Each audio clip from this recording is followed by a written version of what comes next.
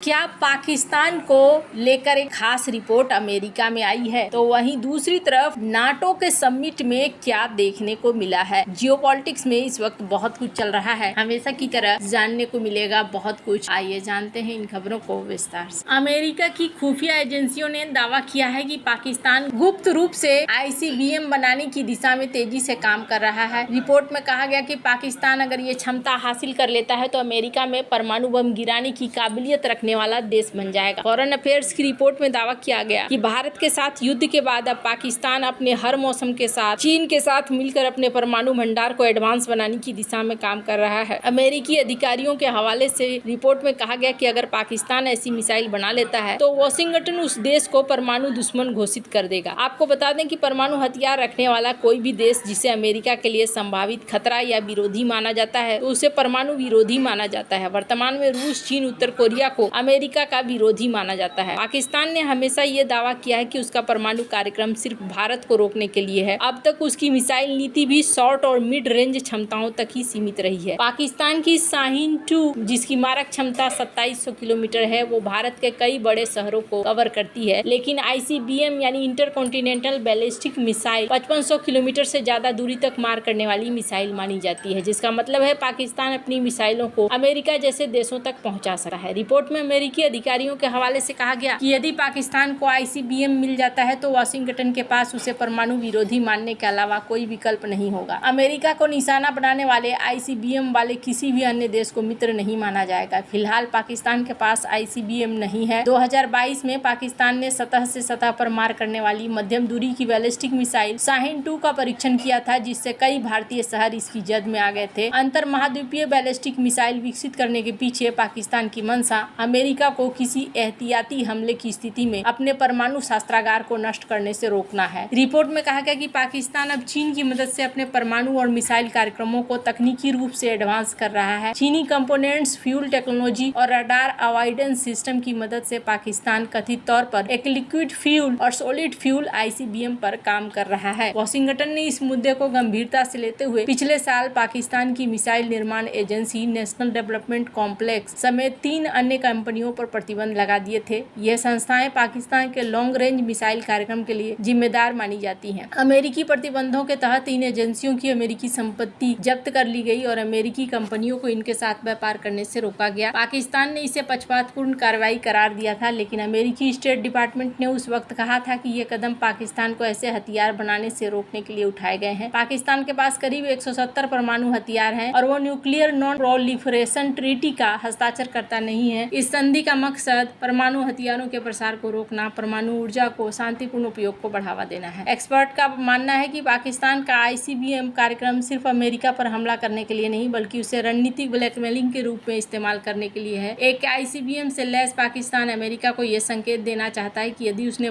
पाकिस्तान के परमाणु ठिकानों को हटाने की कोशिश की, भारत के साथ किसी संघर्ष में खुला समर्थन दिया, तो परिणाम गंभीर हो सकते हैं। ये डिटरेंस भारत से आगे बढ़कर वैश्विक स्तर पर खुद को न्यूक्लियर थ्रेट के रूप में स्थापित करने की एक कोशिश हो सकती है। खैर, अब यहाँ पर पाकिस्तान की सरकार अपने देश में अमेरिकी राष्ट्रपति डोनाल्ड ट्रंप के भारी विरोध के बाद एक बार फिर से उन्हें नोबेल शांति पुरस्कार देने की मांग कर रही है। पाकिस्तान के रक्षा मंत्री ख्वाजा आसिफ ने मंगलवार को एक बार फिर ट्रंप को साल 2026 में नोबेल शांति पुरस्कार देने की सरकार की मांग का बचाव किया। आसिफ ने दावा किया कि ट्रंप ने 2 महीने के अंदर 2 युद्ध विराम कराए हैं। पाकिस्तान की इस मांग से ईरान नाराज है, जिस पर अमेरिका ने बंकर बस्टर बम गिराए। ये वही ईरान है जिसे पाकिस्तान ने अपना मुस्लिम भाई बताया था। इजराइल और ईरान के बीच सीज फायर होने के बाद एक बार फिर से पाकिस्तानी नेता ट्रंप की खुशामद में जुट गए हैं। वैसे आपको बता दूं, ईरान पर अमेरिकी बमबारी से ठीक पहले पाकिस्तान के सेना प्रमुख हसीम मुनीर ने अमेरिकी राष्ट्रपति डोनाल्ड ट्रंप से व्हाइट हाउस में मुलाकात की थी। करीब 2 घंटे तक चले इस लंच के दौरान काफी गंभीर बातें भी हुई थी। अब यहाँ पर नाटो में भी कुछ वैसी ही चीजें देखने को मिल रहा है। स्क्रीन पर इस वीडियो को देख सकते हैं आप।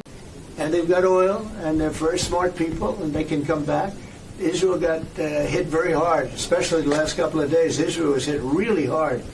Those ballistic missiles, boy, they took out a lot of buildings. And they've been great. Bibi Netanyahu should be very proud of himself. And they've really been great. But they're not going to be building bombs for a long time.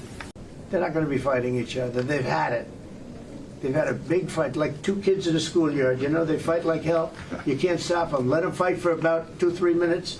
then it's easier to stop them. And then Daddy has to sometimes use strong language to You have get to it use stopped. strong language. Every once in a while, you have to use a certain word. इसमें Donald Trump बता रहे हैं कि किस तरीके से बच्चों की तरह लड़ रहे थे दोनों, और इस पर जो नाटो के चीफ हैं वो मजाक करते हुए कहते हैं कि हाँ फिर तो डैडी को तो बीच में डांटना ही पड़ेगा, तो आप डैडी थे तो डैडी ने इस तरीके से डांटा।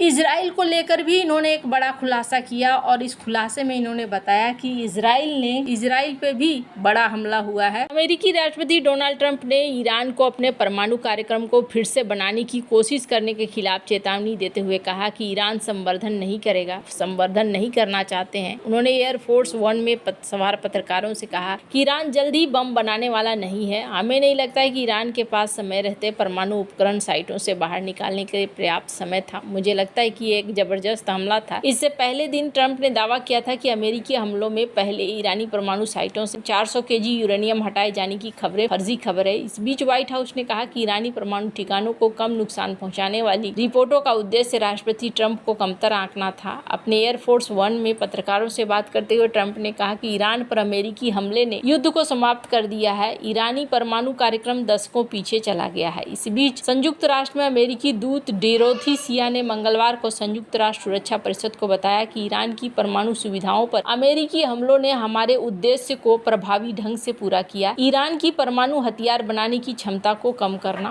उन्होंने 15 सदस्यीय परिषद को बताया कि ये हमले सामूहिक आत्मरक्षा के अंतर्निहित अधिकार के अनुसार संयुक्त राष्ट्र चार्टर के अनुरूप का उद्देश्य ईरान द्वारा इजराइल क्षेत्र और अधिक व्यापक रूप से अंतर्राष्ट्रीय शांति और सुरक्षा के लिए उत्पन्न। Also successful in getting this ceasefire done between Israel and Iran. I really want to commend you for that. Thank you. And I think this is important for the whole world. Then on spending, it's absolutely true. I want to state here, without President Trump, this would not have happened. In 3 stages. When you became president in 2016, 2017, you forced Europeans and Canadians to pay more. At this moment, the result of that phase is $1 trillion extra aggregate defense spending by the Canadians and the Europeans. Then came phase 2, when you became president in January last year. Phase 2 is that all other countries not yet on 2% have now committed to the 2%. This is the old goal from Wales in 2014.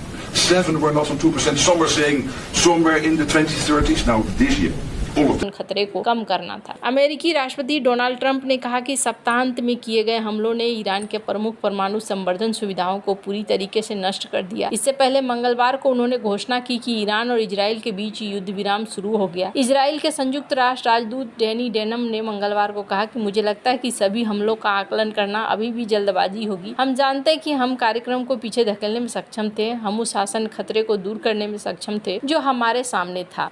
अब यहाँ पर आगे क्या होता है वो देखने वाली बात होगी। आपको क्या लगता है, क्या यहाँ पर जो फॉर्मूला है वो फॉर्मूला काम आएगा या नहीं? कमेंट कर अपनी राय जरूर बताएं। जल्द मिलते हैं अगले वीडियो में नई खबर के साथ।